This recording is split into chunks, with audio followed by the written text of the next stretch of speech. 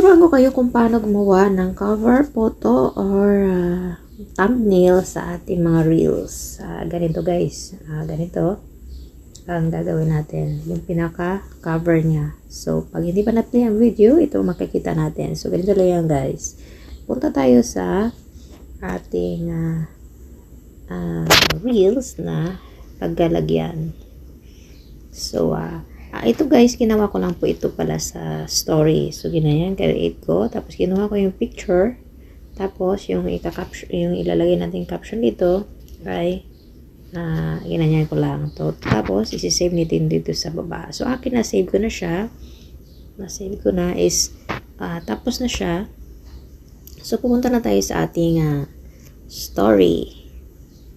Story sa reels pala natin. Sorry. Reels. Tapos, kuhaan natin na yung video na pagalagyan natin. So, ayan guys, makikita nyo ito yung